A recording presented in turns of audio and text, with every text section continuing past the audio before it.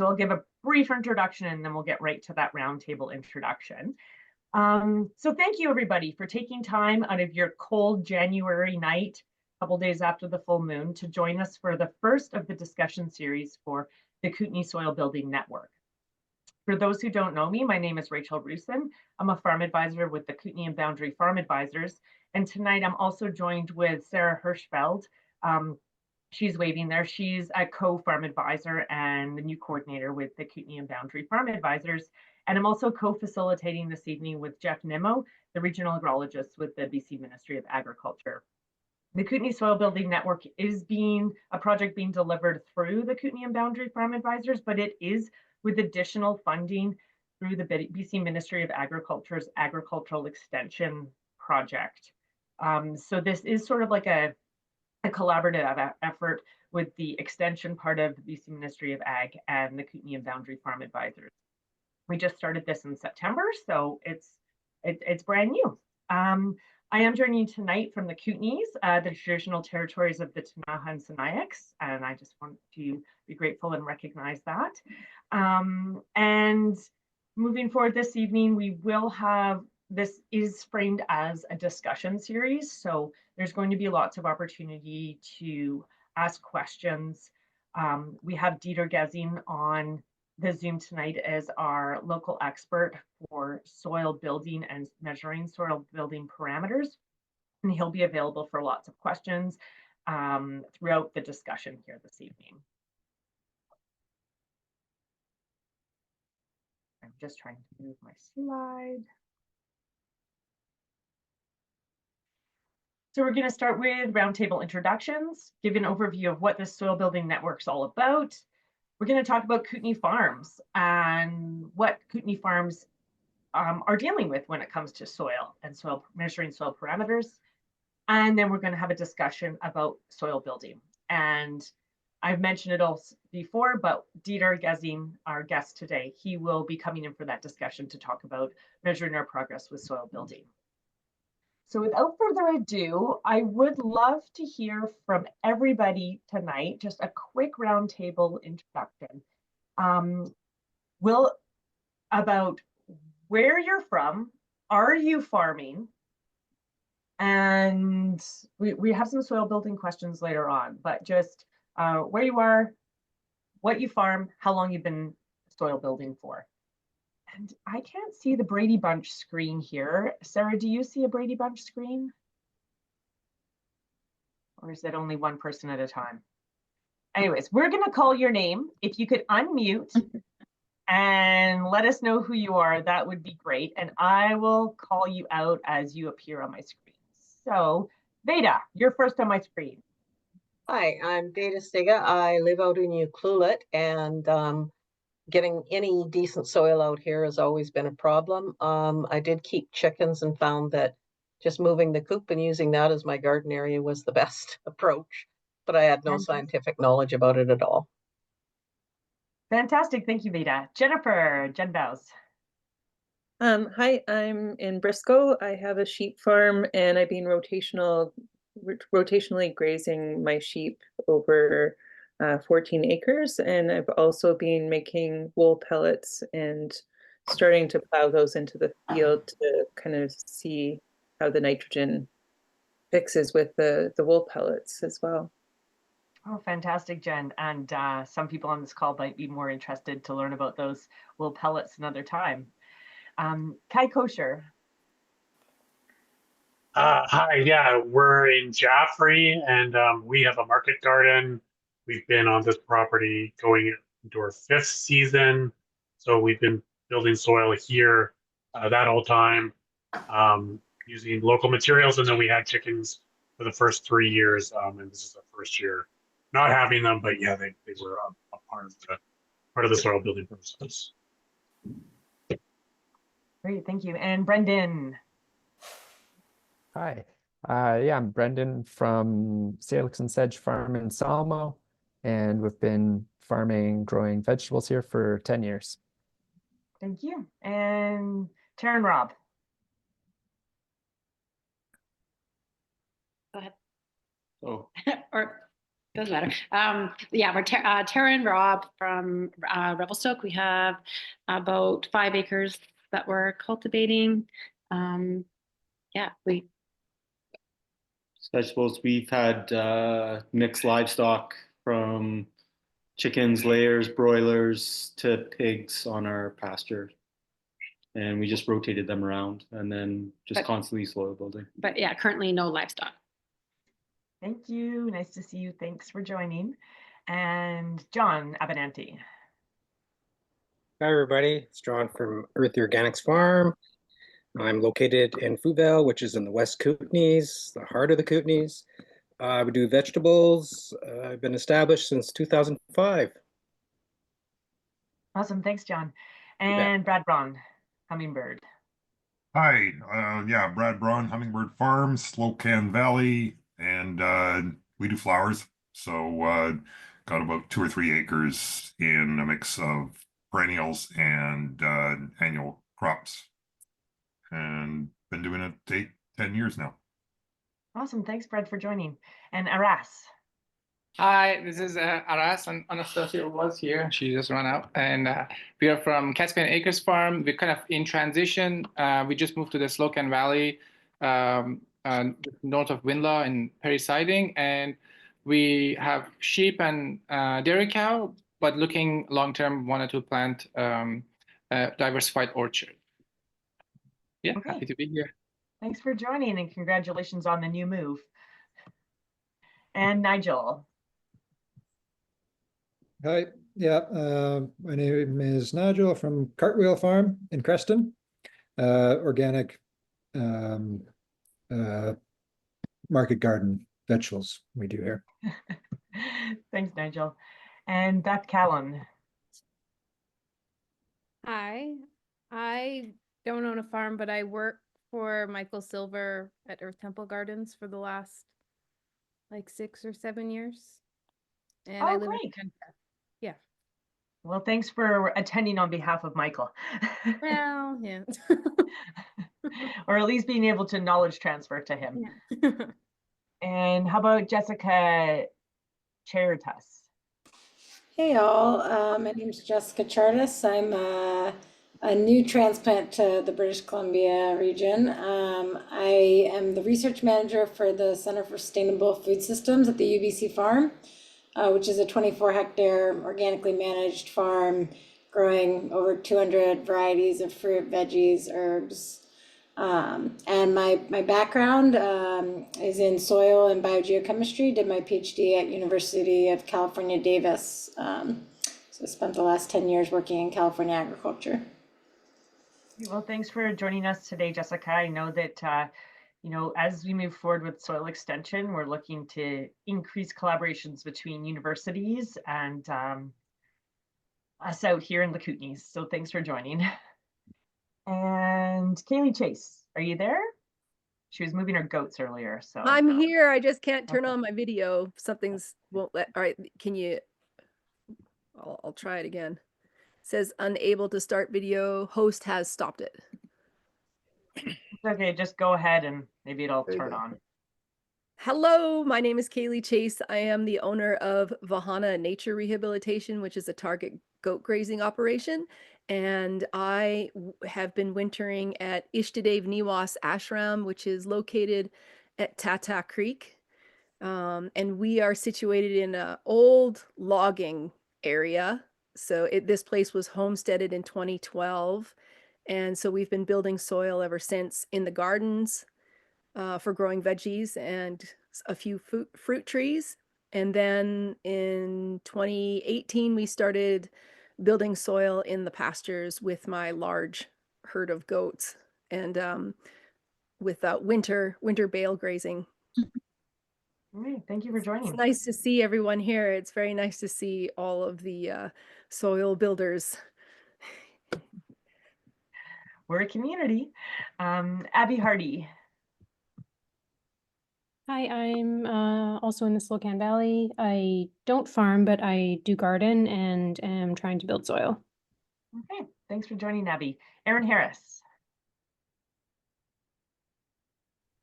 Hi, I'm Erin Harris. I own Kootenay Meadows in Creston. Yeah, we've been dairying here, or this dairy's been here since the 1980s. We've been certified organic since 2007. And we farm about 800 acres in Creston. Building soil for a long time. And Dale Wilker.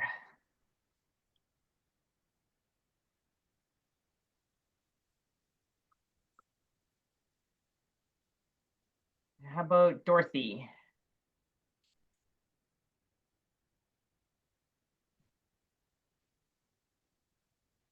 Kate? Hello, There she- I'm here. I'm based in Victoria. I'm a agricultural writer, but here mostly for my own knowledge and learning more about soil. Because every time I write an article, it becomes seemingly more and more complex. So happy to be here and just absorb. Thanks so much. Thanks for joining, Kate. And how about Lily? Hi. Hi. I understand. I just joined. I guess I'm doing an introduction. That's right, but brief. Brief. I'm Lily. Live at the north end of Kootenay Lake. My partner and I are sort of trying to start a beef operation slash meat. We run, I don't know, 30-ish cows on 220-ish owned slash leased acres, and trying to expand, and always interested in soil health. Awesome. Thanks for joining, Lily. Nice to see you. And Yeah. Tim, last but not least, Tim Mills. Tim, if not Tim, Jordy Tebow. I saw you online there for a second. There you go. Hello. Hi. Hi, Jordy Tebow. I a little cattle ranch just a few minutes outside of Cranbrook. We've been here since 1961, and we run beef cattle. Fantastic. Thanks for joining, Jordy. And a few people, you didn't unmute. Did I miss anybody? It's sometimes hard to call everybody's name and see questions. So if you didn't introduce yourself, please go now. Okay. We'll grab you during the discussion point. We'll find you. Oh, and Ange just joined from Crooked Horn. Hi, sorry. There you go. Here's Angie. She's from Crooked Horn Farm. Hello. Thanks for joining. We just finished introductions. Do you want to introduce yourself quickly? Yep, I'm Angela Weir from Crooked Horn Farm in Winlaw. Great. Thank you. I'm just switching over back to the presentation here. So thank you everybody for doing the introduction. It really sets the stage for building this community of soil builders across the region and how we can help each other moving forward. Jeff Nemo, my co-facilitator today, he was also just wanting to say something a little bit about the soil network. Just trying to advance my slide, Jeff. Jeff, are you Thanks. there? Yeah, hi Rachel. Did you want to advance the slide, or are we doing this now? I did, but oh, there we go. Okay, sorry, I'm bringing you in, Sure. but I'll give the overview of the soil building network, Jeff, and then I'll let you elaborate. But it is, like I said, a soil support group. There's a few components to the Kootenay Soil Building Network. One is we are recording 6 actual case studies that will be written down and published by the end of March that will capture regional soil building stories. We are doing this discussion series. It's going to start with 3, but it will probably continue on in perpetuity as long as people are interested in it and we can find topics that are useful for folks. And there are some advanced soil testing protocols that are taking place as well. This is new and we haven't even gotten any results back, but Jeff, to elaborate? Sure, thanks, Rachel. Yeah, I guess with respect to the advanced soil testing, it's we're really looking at how those measures perform out in the field, and if it's something that should be sort of explored or recommended further on down the road. But for now, it's an awesome way to dig in. Sorry, pardon the pun, but on some of the case study farms that we've started with. But I guess as far as our format today, in a way, this is a little bit of an experiment. We're trying to, I guess, connect with farms across our area in a way that provides a bit more access or opportunity to talk about soil and have like at your fingertips people that maybe otherwise you wouldn't normally be able to connect with on a regular basis or just kind of connect with informally. So we do have some structure to some of these sessions where we're going to kind of introduce topics and try and guide it, but really I think the point of kind of establishing this network was to provide for knowledge sharing as opposed to us just throwing information straight at you and then signing off. So as Rachel mentioned, I work with the Ministry of Agriculture as the regional agrologist for the Kootenays. This is a pretty exciting project that we're running through our extension programs. Yeah, I guess otherwise for the network, so in a way, just bear with us as we're sort of testing out this format. If it's something that people are keen on and we want to and want more of that kind of interaction, then would be wonderful to kind of carry on with further sessions. So please like provide feedback as we go through this and the later versions or later sessions of the soil building network. So I think that's kind of the main points to bring up about the network. Yeah, leave it there. Yeah, thank you, Jeff. It sets the tone really well, and it is a little unfamiliar territory for us, but I feel like it came about because we know that giving presentations isn't very useful anymore because all the farms we work with are smarter than us. They've been soil building longer than us. And their questions are very specific at this point.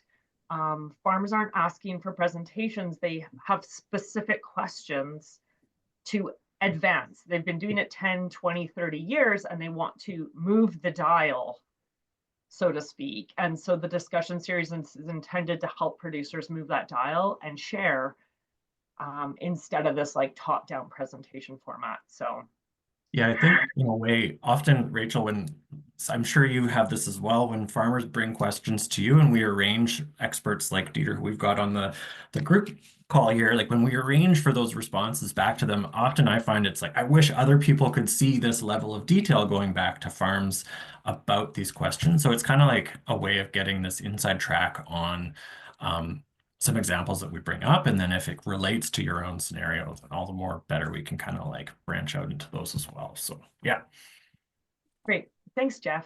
As I mentioned, as part of the Kootenay Soil Building Network, we are taking a closer look at 6 farms in our region. Jeff will discuss them a little bit more. And what these case studies are intended to do is kind of capture those soil building principles, but also include an economic snapshot of like, what does this take economically to build soil over time? And it's also going to be integrating that nutrient management component, because we know that all the commercial farms, you're not just building soil for fun, you also need a business from it. And that comes with combining the soil building with some kind of feeding crop nutrient demands. And then we're also going to be kind of capturing the farmers' goals and next steps, because nobody has done it and they're wiping their hands and they're done with soil building. It's almost like soil building starts to ask more questions. And what can I do next to optimize? And so that's what we're really excited to work with. Kind of come March, work with these case study farms to actually help solve and answer some of those questions so they can optimize soil building and optimize production. And as I said, so, you know, why are we diving into this? Well, because everyone's trying to build soil, and the variability across our region is mind-boggling. You know, we have people are farming mountain terraces to river valley bottoms to marshes and old wetlands. So it is very difficult to compare apples to oranges. Everyone's on their own journey. And we also are trying to optimize production using available resources and inputs across our region. You know, and this brings us to, you know, there's like kind of the philosophy that everybody takes that is on this call probably is like, feed the soil, not the plants. We know that feeding the soil will feed the plants, but the idea is we feed the soil, create an ecosystem for our crop production. And in doing so, we'll also improve our water holding capacity, nutrient holding capacity, create an environment for soil and biological activity, and also hopefully at the end have some crop production. Some of the challenges behind, like in the Kootenays, when we're just feeding the soil, is it is expensive. It's hard to keep up. Sourcing inputs across our region can be mind-boggling. And I'm in a really unique position with the farm advisors to hear about where everybody's sourcing their inputs from. And it's a creative process, let me tell you. There's a long list of where people are gathering their inputs from to feed that soil. Our ecosystem and climate is not always necessarily conducive or supporting our soil building efforts because of our short growing season, or we just have coarse textured soils with lots of oxygen just kind of gobble up the organic matter. And also it's like, it doesn't always meet our crop nutrient demands, so we have to also add crop nutrients. Our Kootenay soils, we have so much variety across our region. I'm sure that half our audience would put their hands up to coarse textured sandy loamy soils, where building organic matter can be challenging. We have low water holding capacity, nutrient retention challenges, nutrient management challenges. We're essentially growing food in a forest ecosystem, so we're trying to put annual production into a perennial ecosystem, and that has its own challenges and stoniness. And then some farms on this call are actually dealing with the opposite. They have fine textured soils. These are silt soils or clay soils, and they're dealing with a whole other suite of challenges, including things like compaction and nutrient availability and balancing. And across our region, soy farmers are employing so many different strategies in order to build their soil for what issues they're dealing with. And those can include cover cropping, making their own compost, bringing in large quantities of compost, mulching, integrating livestock, or reducing tillage, just to name a few. And we will be asking you this question later on, so that's a prompt. And sometimes just building soil isn't meeting our crop nutrient demands. And you're all businesses, you also need to grow those crops. So folks are, just to meet the crop nutrient demands, are, in addition to building soil, augmenting it with soil amendments like slow release fertilizers, stuff like Frankia fertilizer, and also just feeding the plants directly, more conventional, quick release fertilizers, and then also doing some fertigation strategies, just to get that bump up when you're pumping out especially annual crops or multiple crops of hay, for example.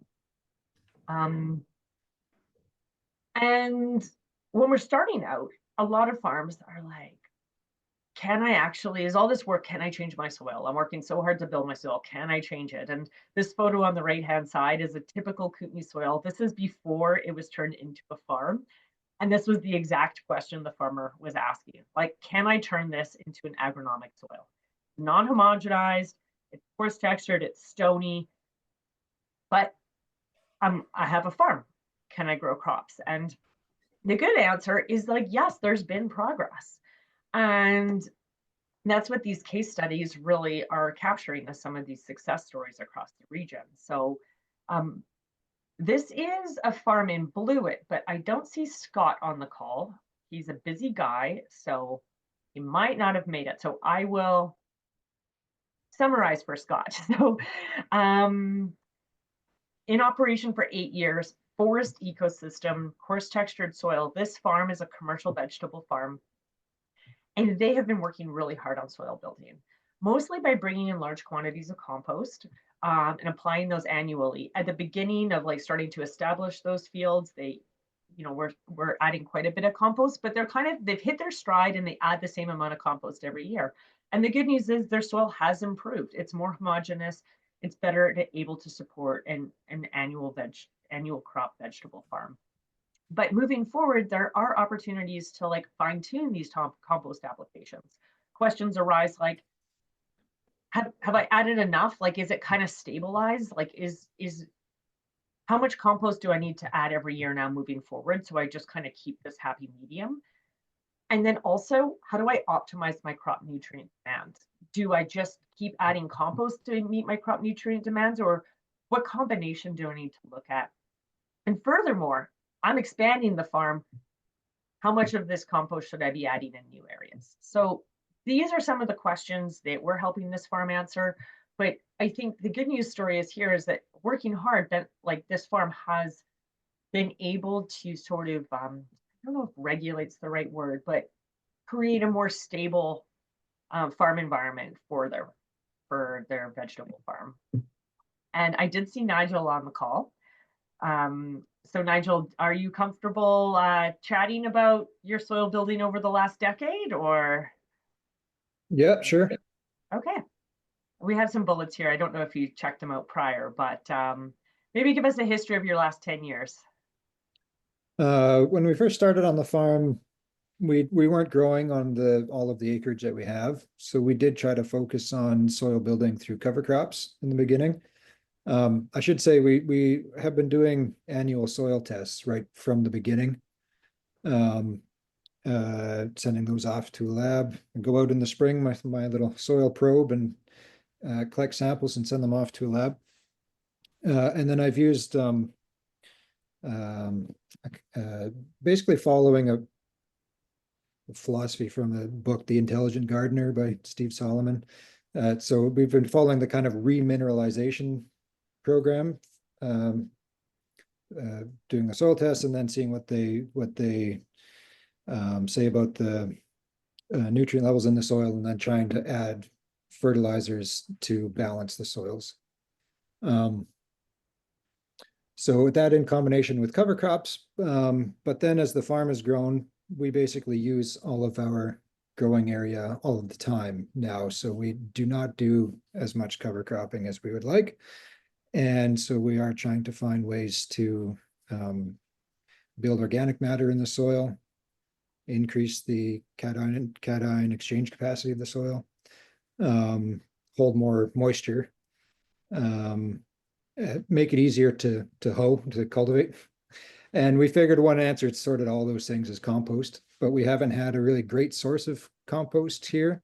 Because we're in Creston, some of the more compost is coming from further west of us and getting it over the pass and extra expense. And we wanted to make sure we were getting stuff that wouldn't have weeds, because we have enough of those of our own. So last year we bought, in the picture you can see here, this in-vessel composter. And so we've started trying to make our own. We're getting spent brewer's grain from a microbrewery in town here and mixing that with wood shavings, and then other scraps from the garden and other inputs that we might have on hand. And so far we've been making since last summer. I think I made about 25 yards of compost through that composter last summer. And so the next step is figuring out what quality of compost we're producing from there, and then sort of answering a lot of the same questions that Scott and Emma at Ben Plow are trying to answer about their use of compost. Thanks so much, Nigel. And we look forward to sort of like working more closely, looking at that product and seeing like how you can sort of optimize that soil building, and then also meeting the crop nutrient demand, and where's that balance in between. And I think the good news story, like when I've just been on your farm and chatting with you, is, you know, when you're standing in your established fields that have coarse textured, well draining soils, and you struggle with drought in Creston because it's been so hot, you know, you say there's been a change. It's been slow. We've worked hard, but you have seen a change over time in those beds that you've been working hard at building soil. And when I say hard, like you've been diligently at it for 10 years, but I think that's the good news story, is like you have moved the dial. But how do you measure that dial? It's hard to tell. Yeah, well, you can measure it in a couple ways. I mean, you know, our annual soil tests now are pretty predictable to me. You know, I kind of know ahead of time what they're going to tell me, and isn't usually a surprise. And it's basically now a sort of, you know, the same thing year to year. Whereas in the beginning, there were more things sort of not seeming to be quite in balance. Yeah. Awesome. The improvements have been slow, but steady, but I'd like to make them faster. Fair enough. Yeah. Well, thank you for sharing. And as like Cartwheel Farm is one of the case study farms, so this isn't the last you'll hear from Nigel, because we are going to be reporting his story in these written case studies. So now we're putting it out to the audience. You've heard of 2 examples across our region. Not everybody has to speak up during this time, but we're curious about what your experiences have been soil building. This doesn't have to be a long dialogue, but if you know what kind of soil environment you're working in and what soil practices you have been doing, please, this is your opportunity to let us know. I'm going to stop screen sharing, so it's the Brady Bunch screen. This isn't really the time to ask questions about your soil building, because we're prompting that later on. So this is just letting everybody know maybe some of the strategies you've used, what's worked, what hasn't. So I'm going to open the floor here for about 10 minutes. Does anybody want to jump in? Sure, I will. Want me to jump in? Hey, Rachel? For us, our soils are constant. We have to build them every year. Primary, we have sandy loomy, so we got well drainage soil.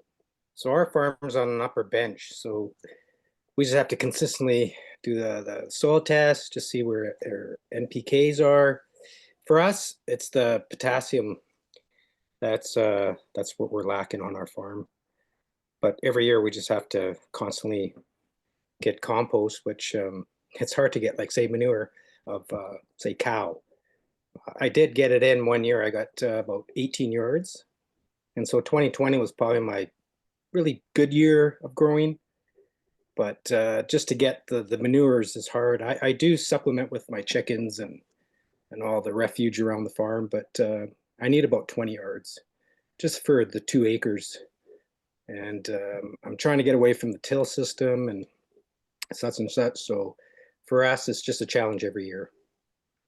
Great, thanks, John. And I know your soils, and I know that you also struggle with moisture availability and drought. And so building that moisture holding capacity of your soil is so crucial, but hard when all your land's in production, and yeah, you don't have that opportunity to cover crop multiples and yeah. Yeah, we did cover crop. When I initially started it, we did a quarter, and then we went half, and we were doing garlic and such, and we got the white rot. So we had to diversify the farm, and I maxed out to the fence line, and I kind of kicked myself. So I'm going to go back to cover cropping. I do my sections in 100-foot sections. I got 5 in my greenhouses. So I'm going to go back to cover cropping and utilize that way and be more cost effective in that sense, so that I'm not, maximizing my budget to the fertilizer. I do deal with Frankia, and I know most of the Kootenay people do.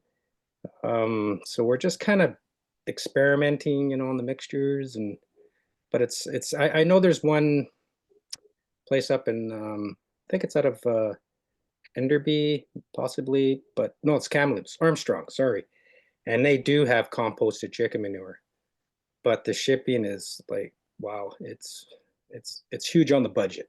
So we're just kind of thinking maybe we'll bring in 60 yards and maybe sell a little bit and spread it around. So that's our next Okay, option. thanks, John. It's always that budget, right? So no, it's perfect. You've touched on so many things, like the cost is significant when the inputs aren't right here. Does anybody else want to share on the call today? I would. Okay, go ahead, Kylie. We've been utilizing the livestock and the hay that we feed the livestock as a builder, because there's no soil here where we started. It's not existent. So just getting a little soil structure where we're at, we have accomplished over the since 2018. And just on the 2 little 1.5 acre pastures that we're working on, we're on a small scale. However, utilizing your livestock and the the feed that you feed. Instead of feeding in just one area for your livestock, we've been spreading it all over and moving it throughout the pasture to get some structure to the soil. And it's really lovely to see Google Earth when everything is dry and brown, because we're in the Wassa area and our two little pastures are just bright green in the middle of July, end of July. So that's exciting. And I think keeping an excited and enthusiastic outlook is what will help carry us through.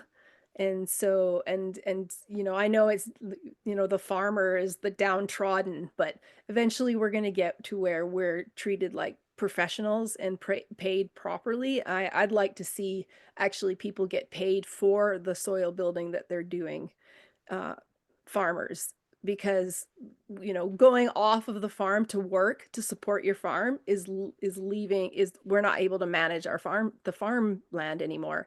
So but I'm excited just with what we've done so far on the little piece that we've got. Thank you. Fantastic. Thank you so much, Kaylee. Does anybody else want to share their soil building journey? I'll share something quick Yeah. too.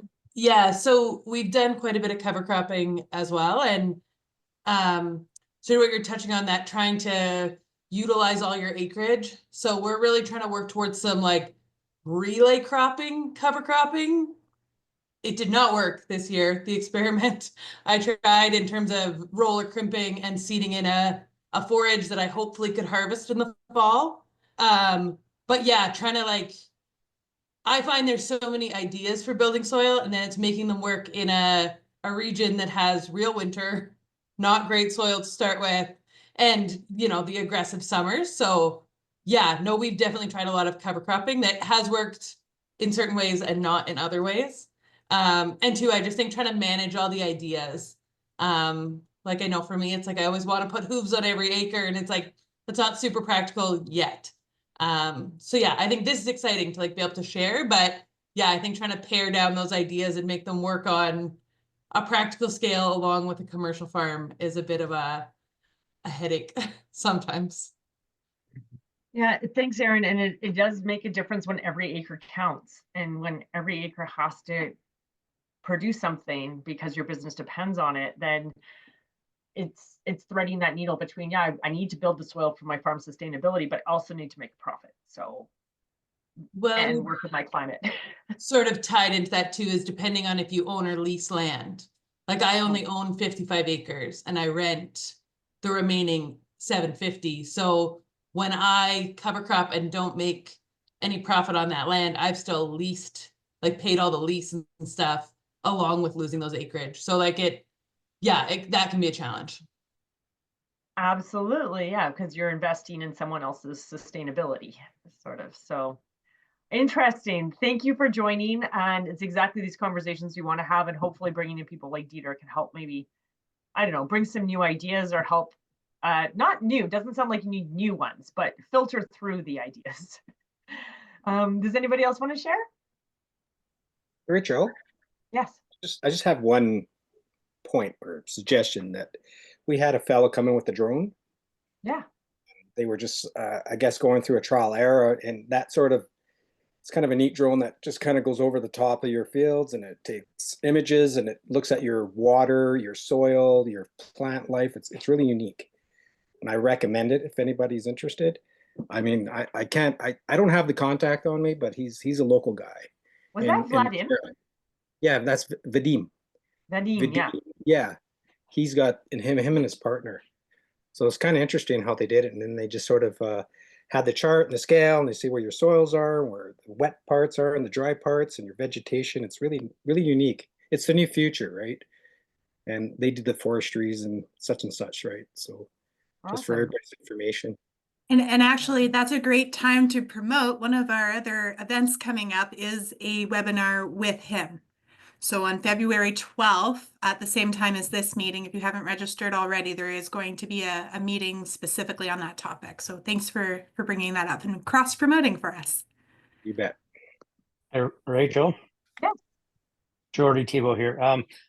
Okay. I met a fella years ago by the name of Don Campbell. I don't know if you've ever heard of Don. He was a cattle guy in central Saskatchewan, and he was one of the first guys I talked to about regenerative farming, regenerative ranching. Yeah. And he did a unique thing where he quit putting up all his own hay, he contracted out and bought hay from all the neighbors. And then bale grazed. And he said that it put so much manure and aftermath from the bales onto the ground they overwintered on with his cows that it wouldn't grow a crop basically the next year. But what he did was his daughter-in-laws or his daughter and his daughter-in-law come home and they would grow. He said they tried different things like turkeys and pigs, basically foraging and feeding on whatever that aftermath would grow, just so that they got something out of those crops out of that ground. So I thought that was quite interesting. You talk about every acre counts. So it's interesting that he could make something happen on the soil that he said, or produce something on the soil that he said he'd put too much basically manure on. Oh, okay. He And- thought he'd put too much down. Where was that? Well, guy he said from? he put so much on that it wouldn't he wasn't getting a crop off it, for that first season. Okay. Okay. Wow. Because he just had so much livestock on there from Yeah. bale grazing. Yeah. Would you do that on your farm, Jordy?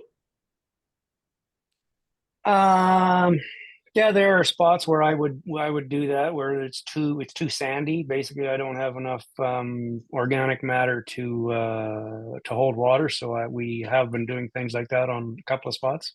Okay. Okay. We Great. don't have the secondary livestock, turkeys or whatever. We're not that interested in doing that. So but it is. I think it's a good option. Okay. And you do grow enough hay. Yeah. So you are able to at least use your own hay to kind of get the intense grazing, confine it to an area if you need to get the livestock there. For us, personally, what we've always tried to do for soil building is that wherever we were going to reseed a forage crop, we would overwinter the cows on that field. Okay. And then, we didn't have enough cows. We were on a big enough area that we didn't oversaturate it with manure, but we put a fair bit on. Mm-hmm. And then we would let the crop come up through that because we wanted a no-till. We didn't want to have to till all that manure in. And if you have too much manure, you're not going to get much to grow on top of that. You're not going to get seeds to germinate right in that manure. So we let it produce a crop that year. As you'd kind of kill out most of the alfalfa that was left in it, which wasn't much. That's why you're reseeding it. We'd let the grasses and everything come up through that, basically utilize all that manure. The manure would break down.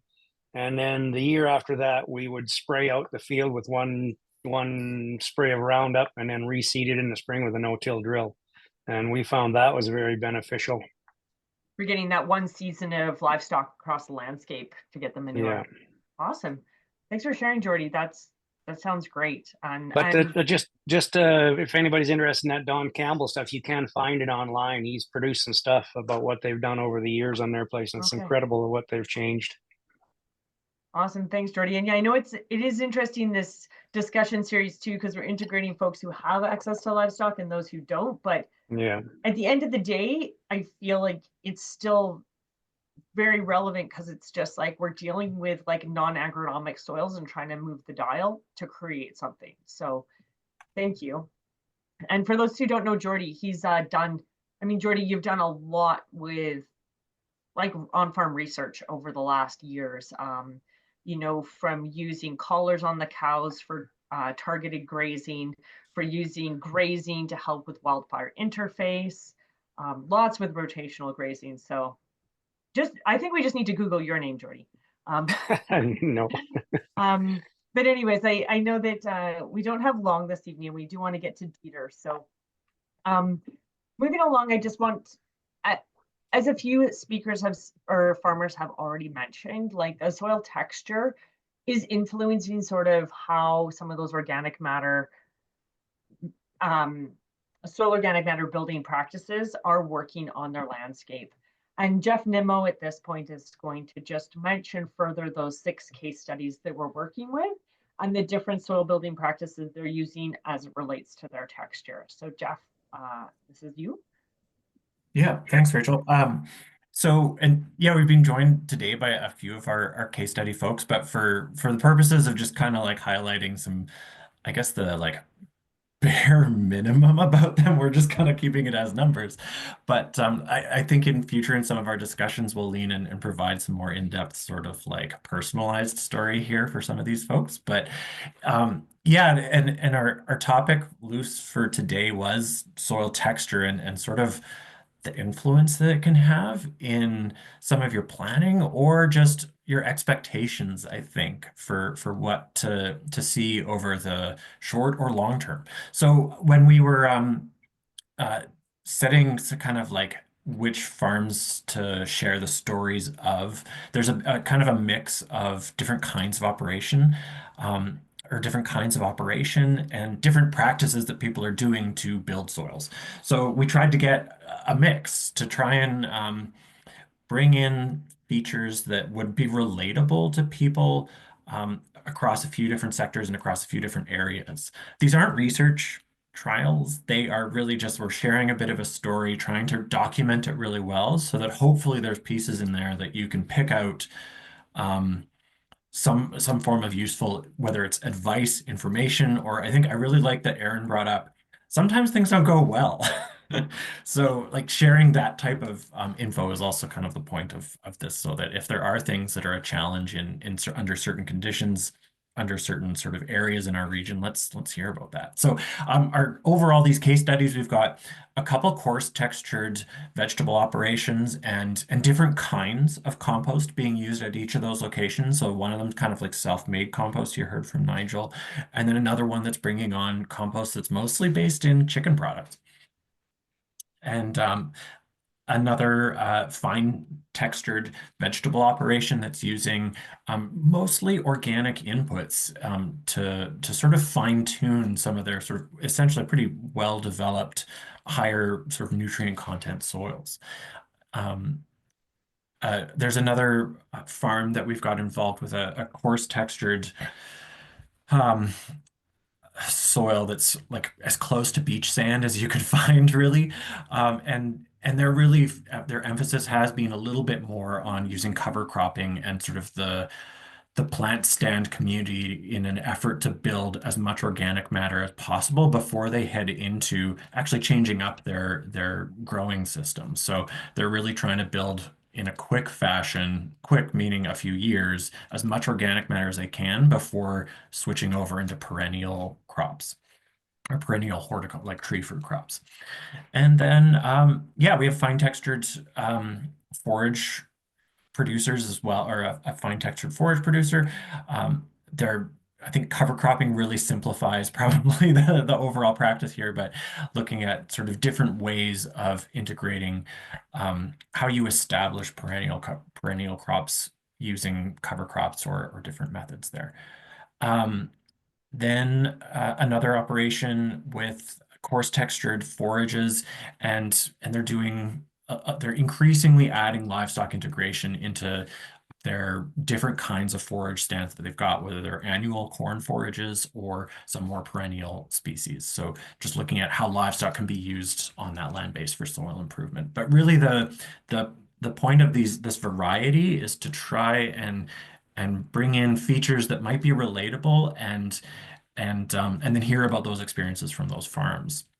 Because one thing we definitely, I think, noticed in conversation with folks is an interest in being able to like know that you are kind of making that progress, and especially if you're sort of in the early days of that journey, or if you've been at it for a really long time and you just aren't sure if you're seeing the progress that you should be based on the effort that you've been putting in. Because that is something that sometimes we come across as folks bringing up how long they've been amending with something and not being thrilled with those sort of results. And especially if those results are numbers that they're seeing on soil tests.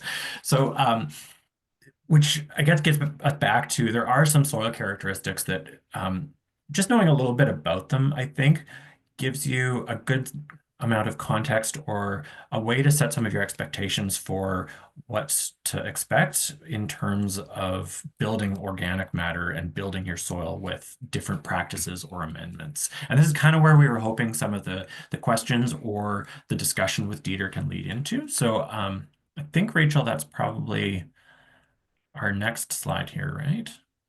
Oh, nope. Yeah. Oh, Yeah. I think that one, this one ended up a little bit, doesn't matter. No, I But yeah, think that I was the think, same lead in actually, but yeah, I think, you know, setting expectations is a really good way to phrase it, Jeff. And this, I feel like I mixed my slides, but it doesn't matter. And this was just one example to build on what Jeff was just talking about. It's this farm in Grand Forks. The farmer's not on this call today, but been certified organic veggie farming for 25 years. River valley bottom, coarse textured, sandy soils, well draining. And they're a very successful veggie producer, and their main management strategy to build soil and also meet crop nutrient demand has been cover cropping. They have the land base to cover crop intensively because they are able to rotate. And after 25 years of doing this, I sampled their soil this fall, and we were both, the farmer and I, surprised that their organic matter content was still so low. And that really, it surprised the farmer, it surprised me, because it's also one way that they meet their crop nutrient demands. So it just speaks to this, like, what are we measuring to gauge progress? Because they were just measuring soil organic matter for soil building. I feel like maybe it'd be a little more discouraging, but you know, they had the experience to be like, well, oh well, don't know what to do about that. But this is just like one example of how the texture can relate to progress with expectations with soil building. And so the question we put out to the audience, to you guys, and this will lead into our discussion with Dieter, is like, and frame this in the minds of like a soil report card, but like, if you, what would you measure and why? And what soil story do you want to tell about your farm? And what I'm imagining that if you wanted to be able to tell a story about your soil, about progression through your soil building, are there any measurements that you think you could capture or that you would want to capture? And this is intended for discussion. So does anybody have any ideas around this?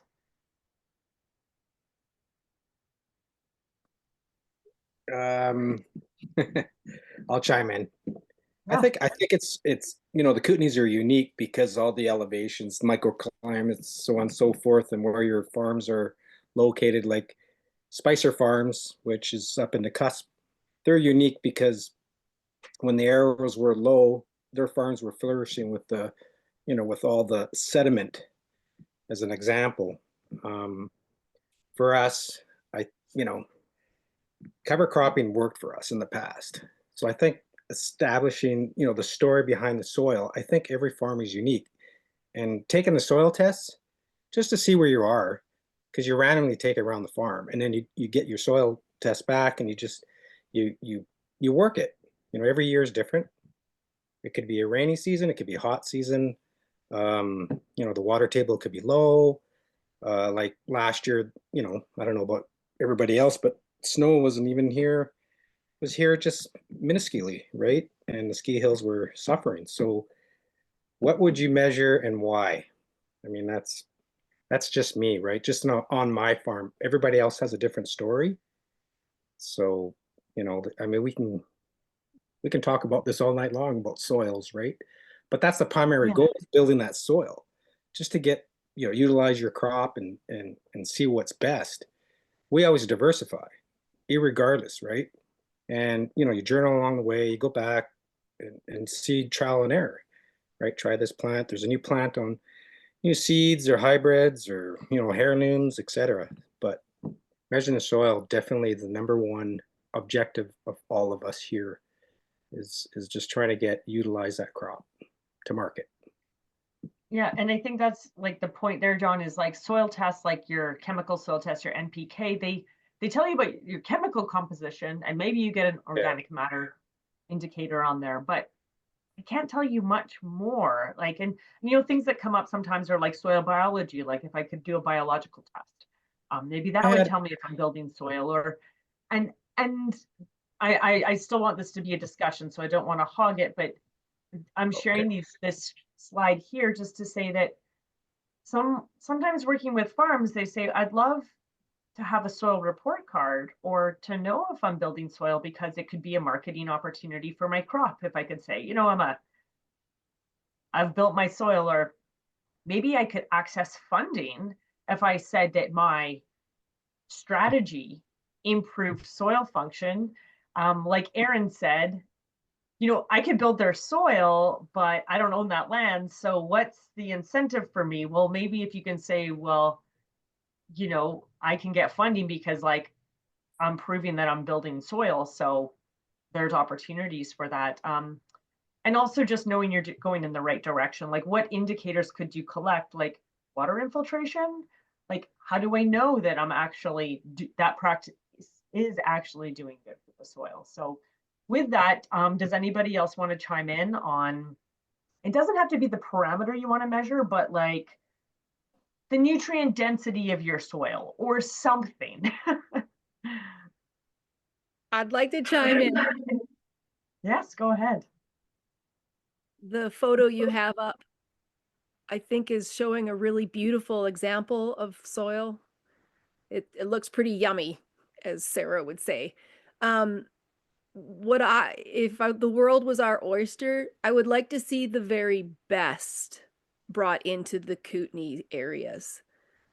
So wherever the best information that we can possibly gather from, and the best scenario, like I just would like to see the best happen here, because I think you know, we are dealing with some of the places with the rocky soils, but if the world was our oyster, I would like to see some of the, like, what we can gather from the rest of the world in experiences and the best knowledge.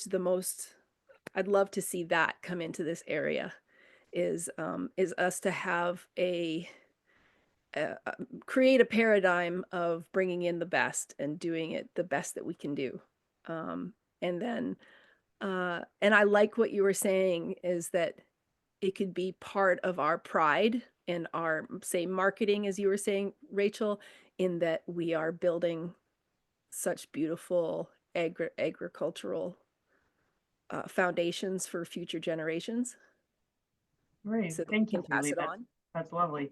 Does anybody else want to chime in before we bring in Dieter? I'll chime in a couple. Yeah. You already mentioned what I was thinking, but it's like, as an organic farmer, we're often thinking about the biological activity in the soil and trying to make management decisions to not destroy the biology of the soil. And I know there are some tests out there that have some measurement of that, but if my wish list, that'd be one thing on my wish list, just to know, do any of my actions have any effect on the actual biology of the soil? And another one I'd throw in there is a lot of our amendments are slow release fertilizers. And, you know, we get, from my soil test, I get sort of like an annual idea of what's happening in the soil, but not so much of a snapshot of what are the plants actually have available to them right now. So I'd throw that out there as another wish list. Great, yeah, the bioavailable nutrients in that moment, because you're relying on the soil microorganisms to transform it into like a plant available form often.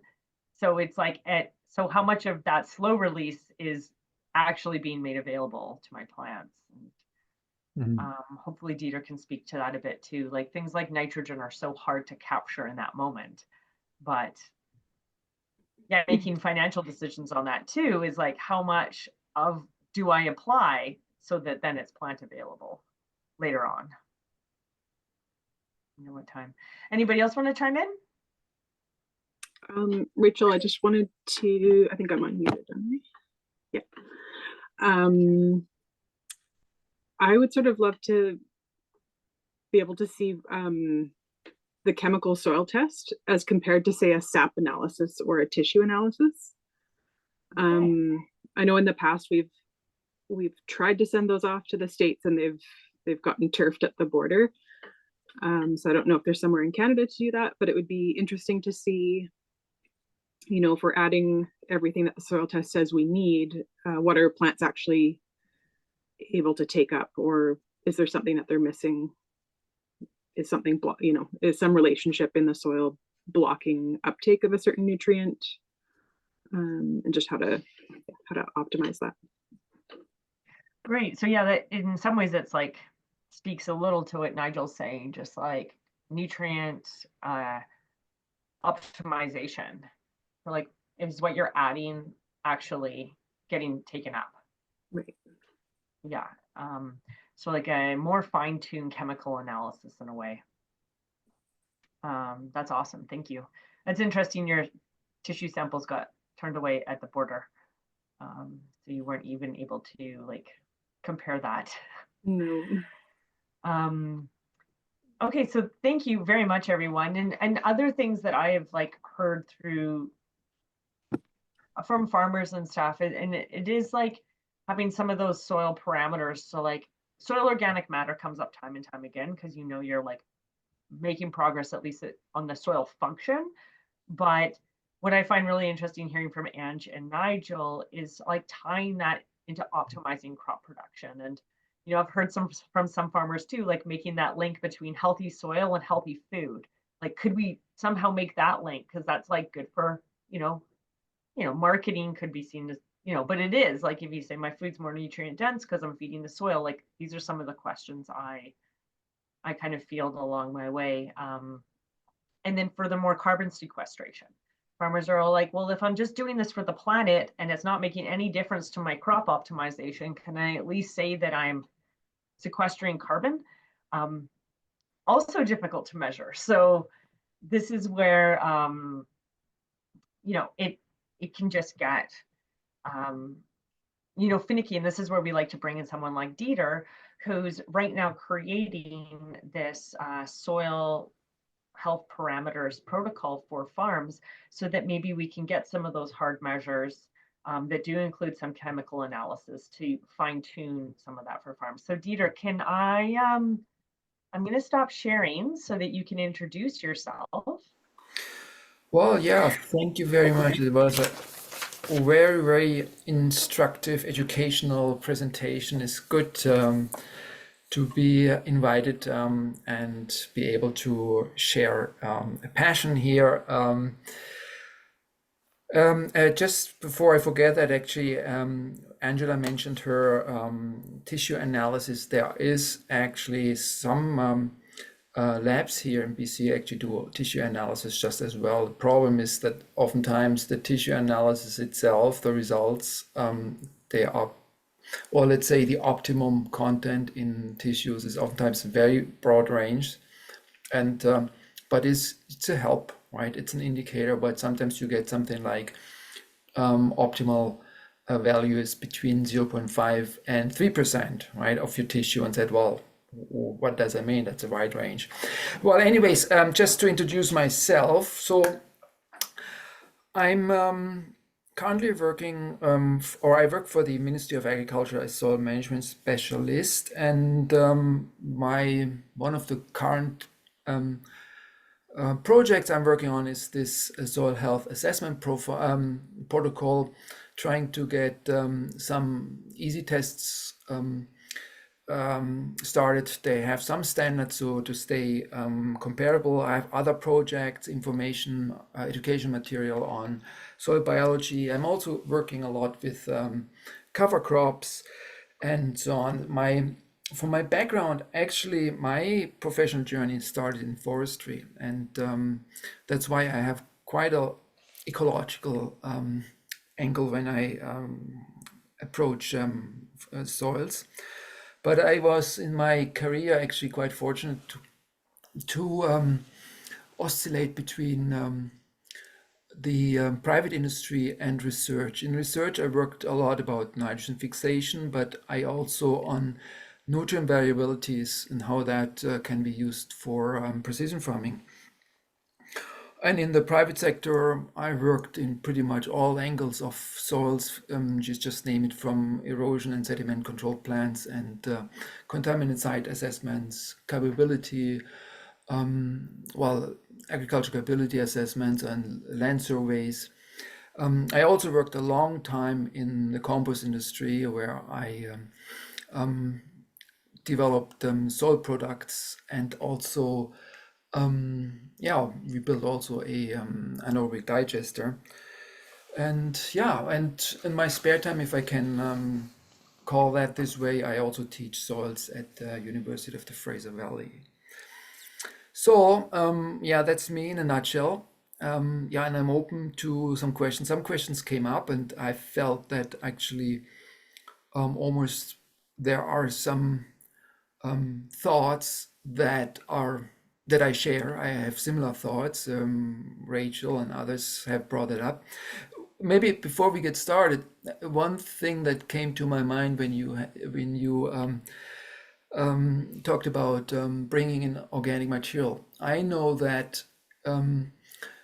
the issue you're talking about, building the soil, that is almost as old as the mankind when they started to get settled and have agriculture. I know that in the Middle Age, when they started their soils depleted, actually in the northern part of Europe, on coarse soil, they started to collect litter from the forest, took it inside to their barns for the animals, had it as a litter there, and then, or as bedding, and then took it out in the field. And they had a tremendous success with that. The success was so strong that actually now the forest started to deplete because they took all the organic material out. And so then legislation said, well, you have to stop that. So they moved actually that organic material from the forest onto the fields, mixed it with, or first into the barn. So it's not a approach I advise. I think forestry wouldn't like that either. But it also shows what happens when some of you have livestock operations, some of you integrate livestock operation, but what happens when those two are actually disconnected? So then we start to think how we can get actually the organic material back, and that is almost a systemic problem that we oftentimes have in agriculture. Right? Those two, that loop is not really closed. So what topic do you want me to start with? The texture, maybe? Talking about a little bit texture and the challenges to build soil organic or soils on texture, or open it up just to questions?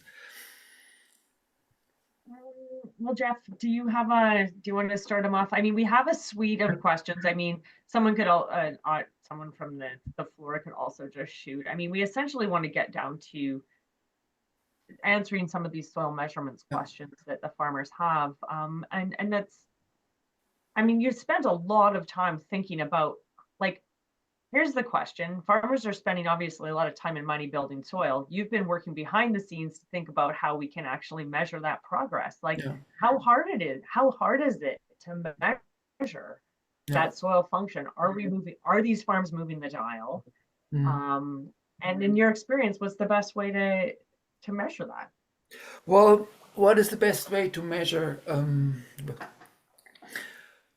I actually like the idea or the thought that you have so many different soils here. I saw those pictures of a very sandy soil. One of the last one is just basically just sand, and then you have actually the one with the aggregates. That's probably something much there more in the loamy part. Then you talked about clay soils. So it is. Let's say the soil properties we have, generally we have three categories. We have those chemicals, we have those physicals, and we have the biologicals. And all of you already do chemical analysis, which is good, right? Because, well, plants need to eat, if you want, and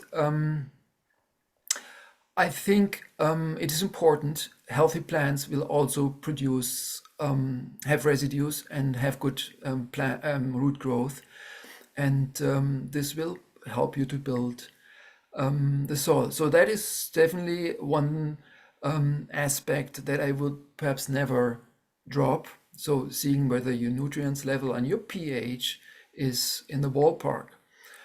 The next one is our physical properties, and physical properties are, I think, a little bit neglected. When we talk about soil testing, we do one thing that comes almost immediately to many people, to the mind of many people, is the chemical part. But actually, almost more important, or just as important, are those physical properties. This is infiltration, water retention, but also things like aggregate stability. Now, some of those tests, if you have a sandy soil, infiltration is probably no issue. And water retention is, in a negative sense, probably no issue, right? So that's just the water flows through. And building aggregates on sandy soils, that's not, that can be very frustrating too, right? So here, let's say the suite of physical properties is limited. However, when you do apply organic matter, you will actually see with time, or you're supposed to see, an increase in the water retention. And I get back actually where that increase actually happens. Just to finish maybe the thought on the biological indicators. So we have then a suite of biological indicators, and some of them are relatively new. There's out be a couple of decades. So in terms of the long-term thing, that's something relatively new. I personally would be quite I'm a little bit hesitant to recommend actually biological indicators, and the reason is they are very variable in space and in time. So when you map, and that is something I did, mapping really large fields and seeing the variability, it's almost all over the place, just especially things like biological indicators. And give you, for example, one thing that has been a darling for a long time of many people is measuring, for example, soil respiration, right? In the meantime, yeah, it's become less attractive because, well, now they suddenly understand, well, it's too variable. But just to give that as an example, when you measure respiration by carbon dioxide emissions, after rainfall in summer, you have spike,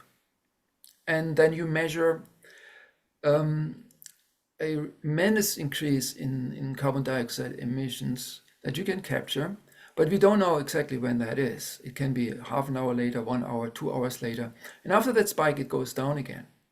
Now, if you hit that right spike, you think, well, it's a lot going on in this field.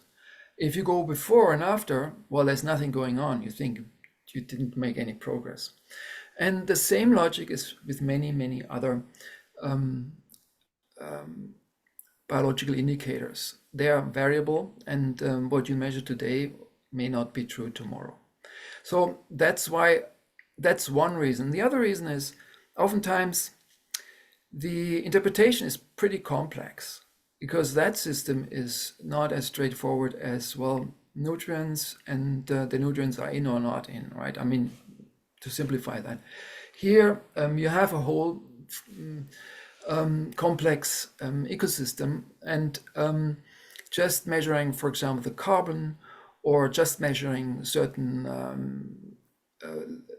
communities or species is really not very meaningful, doesn't really give you a very actionable item to work on and to interpret. You won't be able to farm for certain bacteria or fungi or so on. So that is probably has an academic interest to know what's in your soil, but to place that into actionable items, that is a totally different story. However, that's why I go back.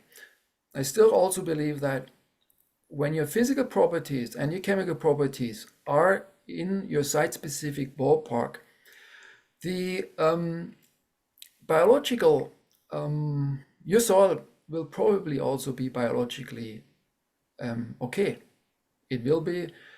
That's what your microorganisms you're circling likes. There is enough air inside, there's water inside, and there are the nutrients. So that's why I think that biological indicators are, for me, questionable for practical uses. In our soil health assessment protocol, we chose 8 indicators, and one indicator is actually the group of soil nutrients. But we have indicators like water retention. We have also, just to satisfy more of curiosity,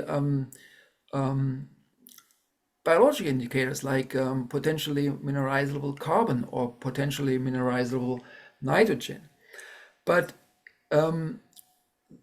I think at that point in time, I think it's maybe important to give you a little bit background on the different sorts of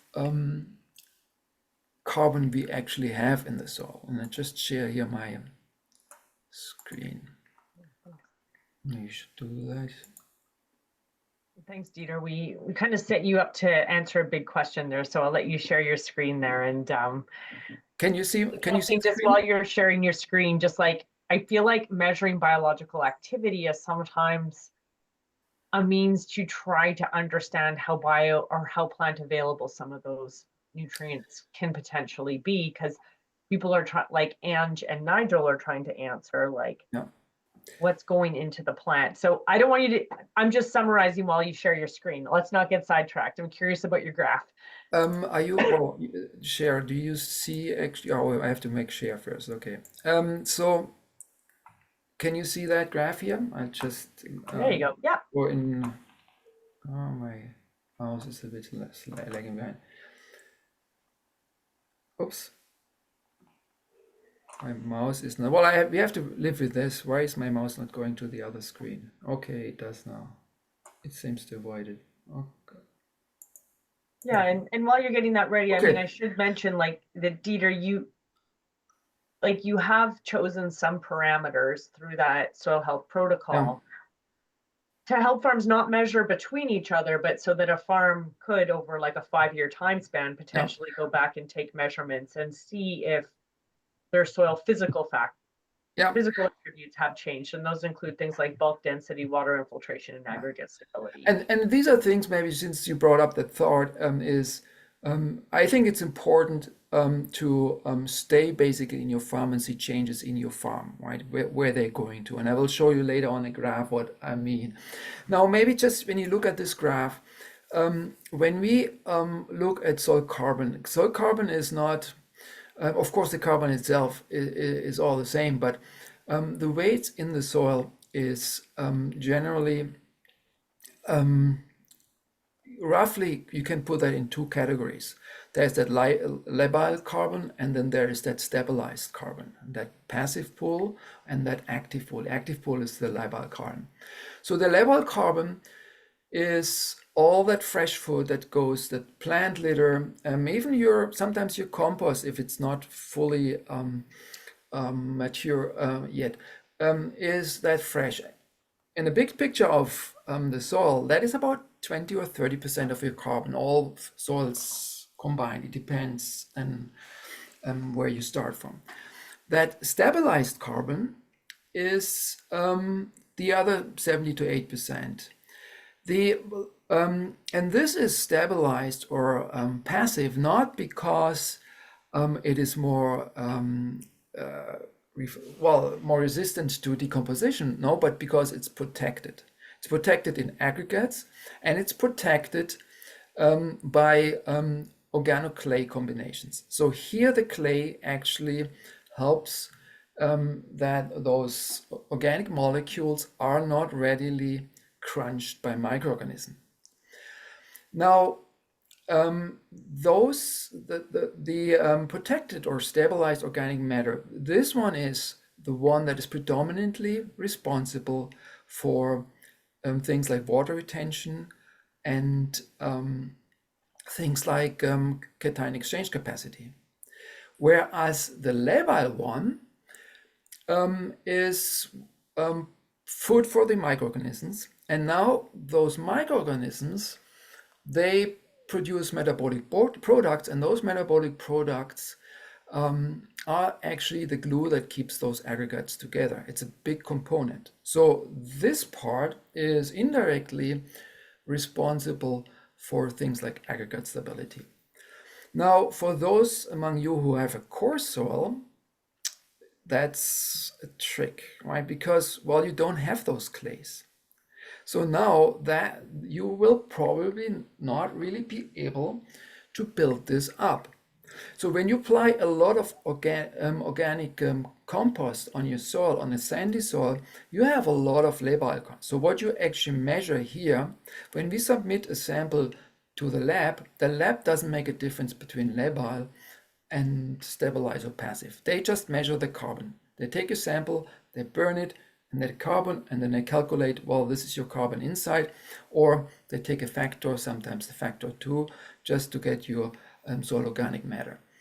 And so they don't make the difference. But for you, actually on the ground, it makes a difference. Because if you want to build your water retention or your cationic retention, basically retention, the ability to retain nutrients, you will need the aggregates, you will need those clay combinations. Because what you end up doing is you bring that material and you start actually every changes you do to the soil is actually in the material you bring in. This is the material you grow in, basically, right? The soil itself will, if you see the soil, basically the mineral part, and this will have only very minimal changes. It's a different story when you have really fine textured soil. Here you can really build up, and there are methods actually to complicated methods to actually assign your labile and your stabilized carbon and see which pools they come from. But you will see that in with time, your soil will actually increase in that protected, but only when you have fine textured soil.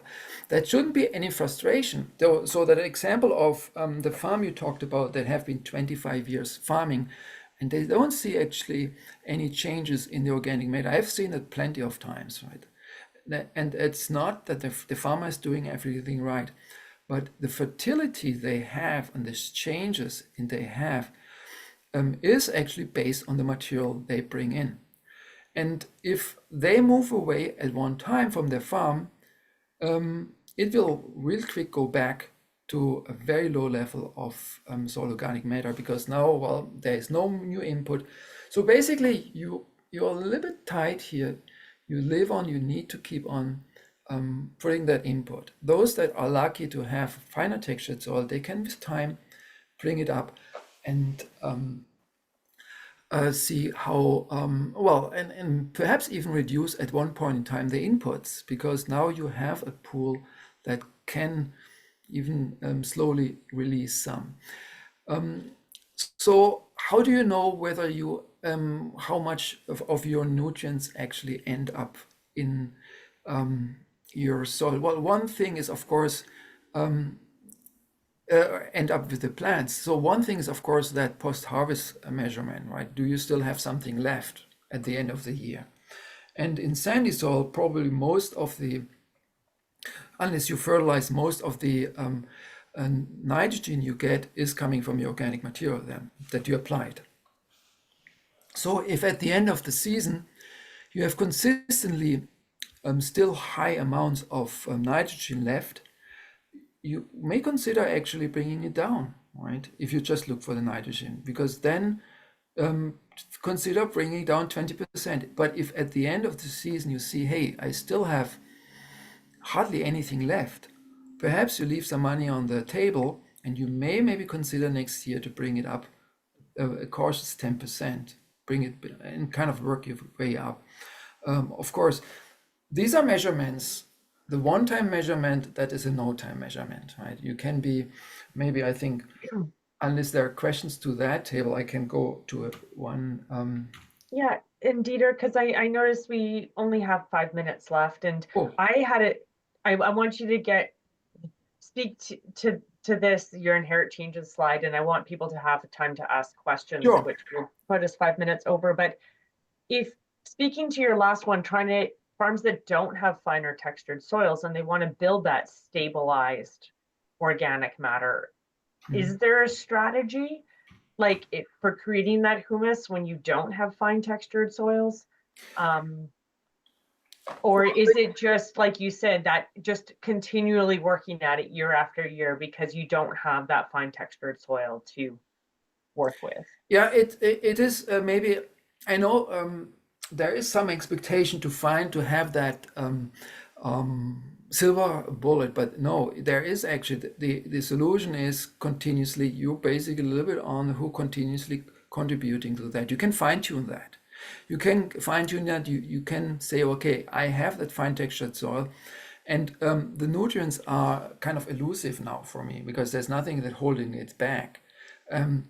You can bring that, and some of that will stay, but by far not the same thing as when you have that capacity to stabilize and retain the carbon. So the way of building soil that then you have something that goes that for very coarse sand, and especially the last picture I saw, I doubt this will there is a silver bullet to do that.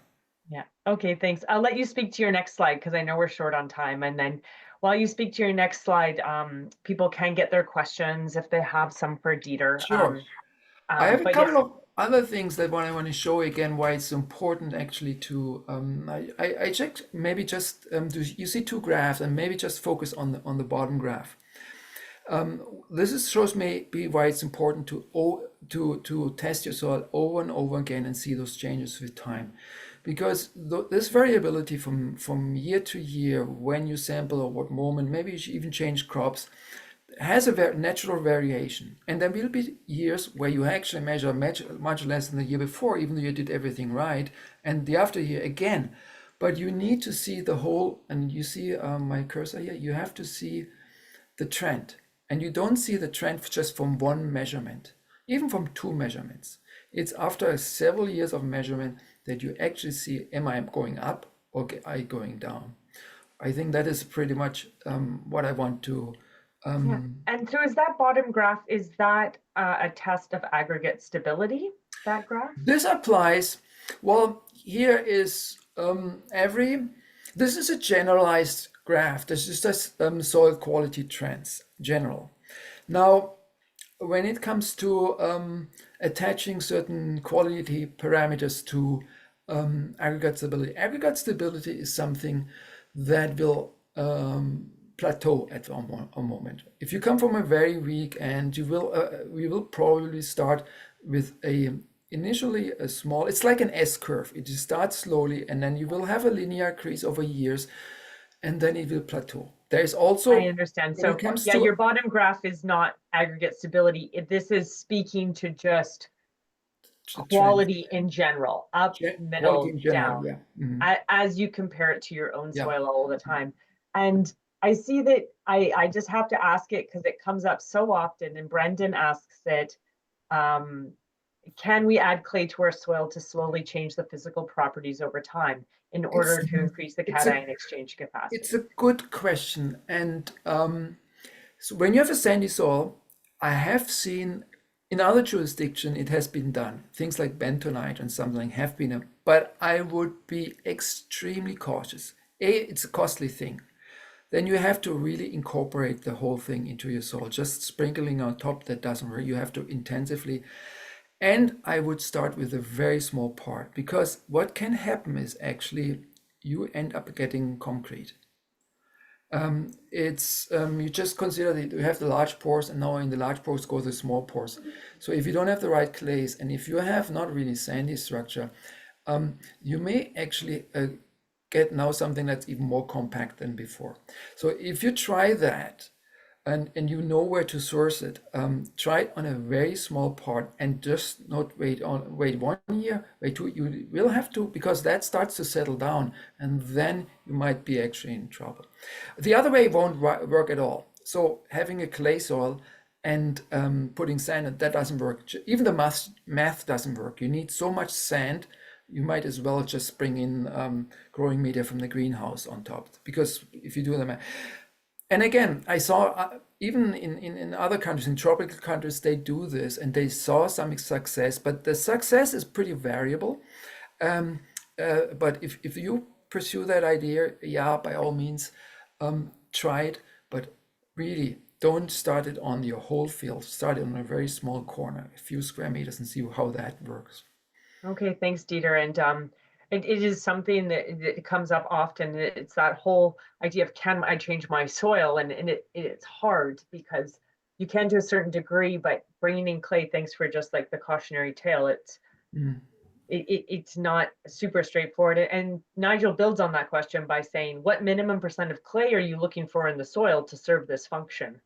And I'm assuming the function is like that previous slide, like. So when you look, I don't have the triangle, but when you start to have, when you look at the triangle on the texture triangle, I don't have something handy here.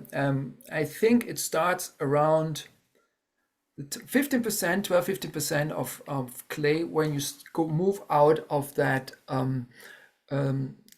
sandy loam area. So sandy loam is already gold, but loamy sand, when you move out of that loamy sand, then you start, so sandy loam is okay, you can start building that. When you move out in a triangle, it's oftentimes in the left bottom corner, it's around 15-12% of clay. Are you looking at something like that? Yeah, Jeff just shared the Jeff? triangle with us. Yeah. I think Nigel's getting at like like a 12%. 12%, yeah. That's for 12-15% you move out of that loamy sand area, and then you start to see some. And of course, there is always that sweet spot when you go into loam or clay loam area where you have much more, let's say, room to work with. It's still, even loamy sand, or rather sandy loam, is still difficult. I know that, for example, because that's where I worked, and we did a lot of those. Just to give you an example, we did a lot of those landscaping soils, and many of them are mixes of organic matter with dredged sand from the Fraser River, for example, and they are somewhere in the sandy loam, loamy sand area. And these soils start to subsidize because the organic matter is lost. So you have to replenish that all the time. And there's not much you can do. We also started implementing getting some clay inside and so on. But in the end, you see how the whole thing goes down and how the organic matter, you can actually monitor that. So landscapers, they do mulch it on top and then but it still needs to be incorporated. So it disappears, it goes into the air, it's carbon dioxide, it's gone. So you need to keep on feeding that soil, otherwise it goes away. Yes, and I think that many farmers on this call have experienced just that. Their thousands of dollars vanishing into thin air. Yeah. And hence that's sort of like part of the foundation of this discussion series is like optimizing some of those lessons. And I am cognizant they were over time. I think today, first of all, if anybody has another question for Dieter right now, by all means ask it. And I also want to set the stage that Dieter's part of our team. Like, we're not letting Dieter go, and we can ask Dieter questions after this call today. Yeah. We can ask Jeff questions after this call today.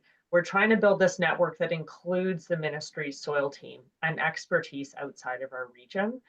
So by no means is this the end. Dieter's also going to be talking about compost application on February 5th with the same discussion series.